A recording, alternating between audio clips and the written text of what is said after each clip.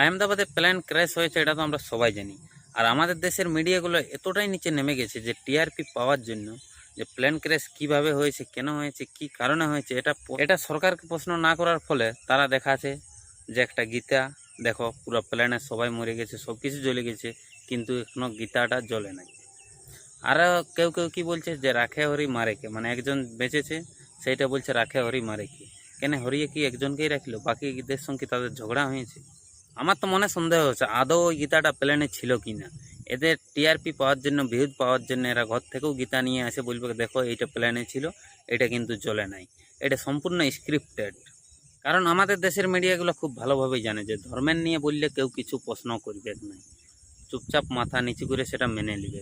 কারণ এই বন্ধুরা, আজকে মিডিয়ারা প্লেন ক্র্যাশ কিভাবে হয়েছে, কেন হয়েছে, এটা না দেখায় শুধু গীতাকে দেখাচ্ছে, ধর্মের নিয়ে কিছু জিনিস দেখাচ্ছে, রাখে হরি মারে কে, গীতাটা জ্বলে নাই। মিডিয়ার কাজ কি? যে জিনিসটা কমই থাকবে সেই জিনিসটা তুলে ধরো।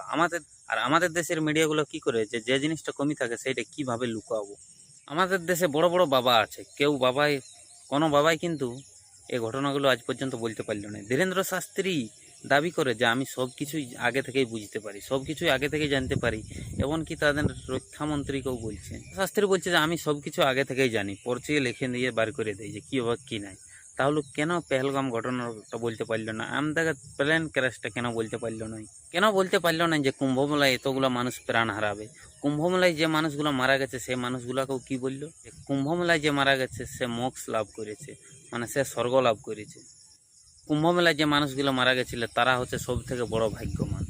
আর মানুষ এটা কিন্তু বিশ্বাস করছে। ভাই, যার ঘরে মরেছে সে বুঝছে যে তারা স্বর্গ লাভ করেছে নাকি দুঃখ লাভ করেছে। আর আমাদের দেশের মানুষ এতটাই অন্ধভক্ত যে বাবারা যেটা বলবে মাথা নিচু করে সেটা চুপচাপ শুনিয়ে নেবে, মানে সেটা নিয়ে আর কোনো প্রশ্ন উঠবে না যে কেন কিন্তু পরন্তু কিচ্ছু নেই।